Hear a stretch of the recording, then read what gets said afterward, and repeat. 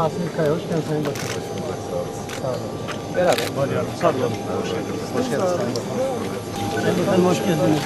Teşekkür ediyorum. Kaya Bağlar. Çok yardımcı oldunuz.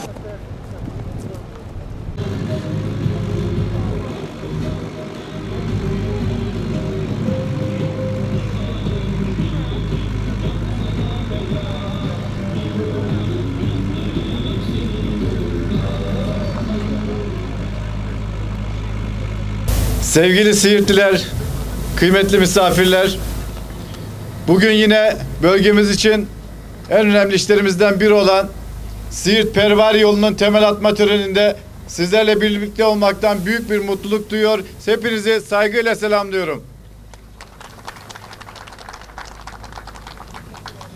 Değerli Siirtli kardeşlerim, Ulaştırma ve Altyapı Bakanlığı olarak ülkemizin kalkınması, halkımızın refah seviyesinin yukarılara çıkması, Türkiye'nin dört bir yanında var gücümüzle çalışıyoruz. Hamdolsun Siirt'e el geldiğimizde ya bir temel atıyoruz ya da dev bir projenin açılışını gerçekleştiriyoruz.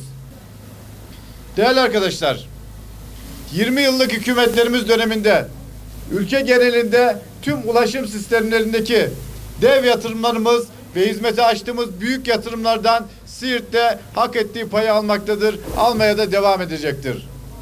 Bugüne kadar Siirt'in ulaşım ve iletişim yatırımları için 7 milyar liraya yakın harcama yaptık. Siirt'in il genelinde devam eden 8 ayrı karayolu projemizin de toplam bedeli 8 milyar liraya ulaşmaktadır. Bugün temelini atmakta olduğumuz Siirt Pervari Karayolu da bu önemli yatırımlarımızdan bir tanesi.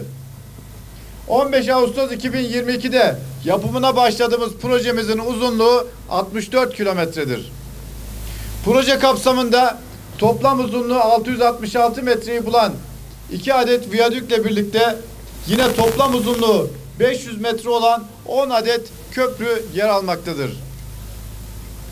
Siirt Pervari yolumuzun tamamlanmasıyla birlikte yolun fiziksel standartlarını yükselterek daha güvenli ve konforlu ulaşım sağlayacağız. Mevcut yola göre de yol mesafesi yaklaşık 8 kilometre kısalacaktır. Siirt Organize Sanayi Bölgesi'ne ulaşım sağlayacak yolla birlikte değişen güzergah üzerindeki bölgelerde ekonomik ve sosyo-kültürel yönden oldukça canlanma olacaktır.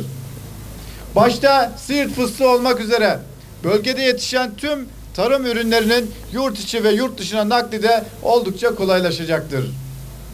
Yol projemiz ayrıca terörle mücadele faaliyetlerimize de lojistik destek sağlayacaktır. Projemizin 2025 yılında hizmete açılmasıyla birlikte bir yılda yakıttan 62 milyon lira,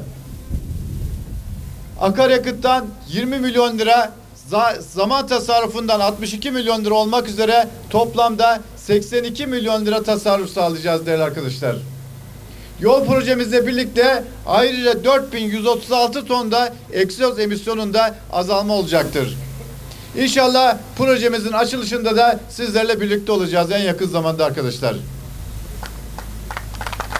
Değerli Siirtli kardeşlerim, bu yol projemizle birlikte Siirt il sınırlarında yapımı devam eden 18 kilometrelik Eruh Belediyesi'ne ait şehir içi yollarının toprak ve sanat işlerini de bu yıl tamamlıyoruz. Eruh Fındık yolunun kalan 45 kilometrelik kesimini önümüzdeki yıl 24,5 kilometrelik Siirt Kurtalan bölünmüş yol ile birlikte Batman Beşiri Kurtalan yolunun 15 kilometrelik kesimini ve 57 kilometrelik Siirt Eruh yolunu 2023 yılında hizmete açmak için oldukça çalışıyoruz. Yoğun bir hedefimiz var arkadaşlar. Bunların yanı sıra uzunluğu 23 kilometreyi bulan Kozluk Baykan ve 18 kilometrelik Şırnak, Pervari, Narlı ayrımı yollarında da çalışmalarımız yoğun bir şekilde devam ediyor.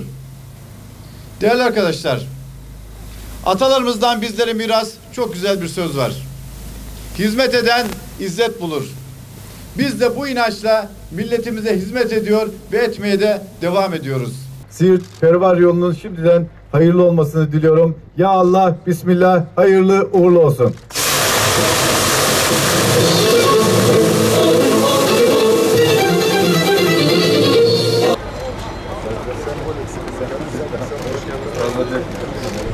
Sayın Bakanım bu güzel hizmetlerinizi trenle taşlandırmanızı rica ediyoruz. Nasıl? Güzel hizmetlerinizi trenle Bunun taşlandırmanızı. keyfini yaşayalım. Sırayla hepsi birden olmuyor. Hepsi birden olmuyor. Tren de olur. Liman da olur. Siirt'in en büyük hayalidir tren. Ya var ya Kurtalan'da tren yok mu? Siirt'e Kurtalan geldi. neresi? Sayın Siirt'in değil mi? Projesi her şey çıkmış Sayın Bakanım. Devam. Yatırım bitmez memlekette biliyorsun. Projesi bitti. İnşallah Sayın Bakanımızın yine mübarek Projesi eliyle. devam ediyor. Gelecek Bilginizi bekliyoruz Sayın Bakan. Bakan havalimanı. Havalimanı. milleti gaza götürüyorsun. Ben vallahi billahi tanımıyorum. Vallahi billahi ben hiç kimseye